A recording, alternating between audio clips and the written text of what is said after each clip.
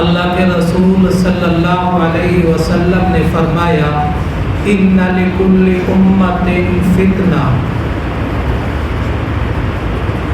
بے شک ہر امت کے لیے ایک آزمائش رکھی گئی ہے، وَفِتْنَةُ أُمَّتِي الْمَالُ، اور میری امت کی آزمائش مال ہے۔ اور قرآن مجید بھی کہتا ہے انما اموالکم و اولادکم فتنہ۔ پہلے یہ سمجھ لیں کہ یہ عربی کا فتنہ ہے، ایک اردو کا فتنہ ہوتا ہے۔ اردو کا فتنہ آپ خود سمجھتے ہیں، مجھے اس پر کوئی بات کرنے کی ضرورت نہیں ہے۔ عربی کا فتنہ اس کا معنی آزمائش بھی ہے، اس لیے میں یہ آزمائش والا معنی کر رہا ہوں، وگرنہ عام طور پہ تو یہی کہتے ہیں کہ جی مال اور اولاد فتنہ ہے۔ نہیں، مال اور اولاد آزمائش ہے۔ آزمائش کیسی؟ ہم اپنی اولاد کو دین کے بارے میں کچھ سختی کر رہی ہیں یا ٹول معاملہ نرمی والا ہے، یہ آزمائش ہے۔ یا اولاد کے لیے دنیا کے معاملے میں سختی ہوتی ہے اور دین کے معاملے میں نرمی ہوتی ہے۔ انما اموالکم و اولادکم فتنہ، بے شک تمہارا مال، تمہاری اولاد آزمائش ہے۔ اور قرآن مجید میں دوسرے مقام پر بھی فرمایا المال والبنون زینۃ الحیات الدنیا، مال بیٹے دنیا کی زینت ہیں، تو یہ دنیا کی زینت کو آخرت کی زینت بھی بنایا جا سکتا ہے۔ اس لیے کئی والد ایسے ہوں گے کہ ان کے سروں پہ سونے کا تاج رکھا جائے گا جس کی روشنی سورج کی روشنی سے بھی زیادہ ہوگی۔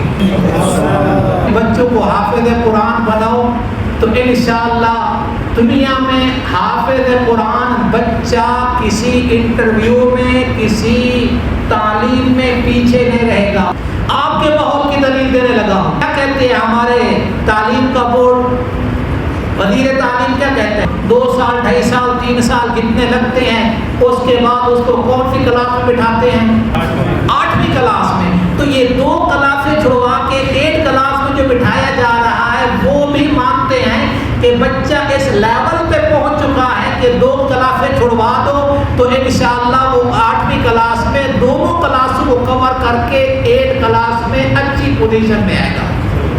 نہیں تو یہاں ایک حاجی صاحب بیٹھے ہوئے ہیں، ان کی بیٹی حافظہ تھی، جب وہ ڈاکٹر بننے کے لیے بن رہی تھی، ابتدائی مراحل تھے، تو ایک دفعہ دعا کے لیے آئے اور کہنے لگے دعا کریں۔ میں نے کہا جی میری دعا کی ضرورت نہیں ہے، آپ دعائیں کرتے رہیں، میری دعا کی ضرورت نہیں ہے۔ انہوں نے کہا وہ کیسے؟ میں نے کہا حافظ قرآن بچی کسی انٹرویو میں، کسی امتحان میں پیچھے رہ جائے، یہ اللہ کا قانون ہی نہیں ہے۔ اللہ حافظ قرآن کو کسی میدان میں پھر نیت کر لیے انشاءاللہ، آپ کی نیت ہے انشاءاللہ 1-2 حافظ تو اپنے خاندان میں ہونے چاہیے جو بخشش کا سامان بن جائے۔ 10 ٹکٹ اللہ دے گا جنت کی، 10 ٹکٹ، یہ کم سے کم روایت ہے، وگرنہ حافظ قرآن اور عالم دین کے لیے اتنی ٹکٹیں ان کو ملیں گی کہ کانجوم السماء، جیسے آسمان کے ستارے، کوئی ہے تعداد اس کی، کوئی شمار کر سکتا ہے؟ ایسے حافظ قرآن، قاری قرآن، عالم دین کو اتنے ٹکٹ ملیں گے، ان کو بھی جنت میں لے جائیں گے، جن پر جہنم لازم اور واجب ہو چکی ہے اس کو بھی جنت میں لے کے جائیں گے۔ تو آقا صلی اللہ علیہ وسلم کے زمانے سے لے کر آج تک آپ دنیا کی تاریخ اٹھا لیں، جہاں کہیں بھی جھگڑا ہوا، جہاں کہیں بھی لڑائی ہوئی، جہاں کہیں بھی اختلاف ہوا، جہاں بھی رشتے ٹوٹے، تو اس کی مین وجہ اگر آپ دیکھیں گے تو مال ہوگا۔ اس وقت سے لے کر آج تک جو آزمائشیں آئی ہیں، جو امتحان آیا ہے، اس کی وجہ کیا بنی ہے؟ اس کی وجہ یہ مال ہے۔ اور دوسرا مطلب بھی علماء کرام نے لکھا ہے کہ فتنے سے مراد آخرت کا عذاب ہے۔ اس مال کی وجہ سے بہت سے لوگ فتنوں یعنی عذاب میں مبتلا ہوں گے۔ اور ایک حدیث میں آتا ہے ایک آدمی کے پاس 2 درہم ہے، ایک آدمی کے پاس 1 درہم ہے، 1 درہم والے کا حساب کم ہوگا اور 2 درہم والے کا حساب۔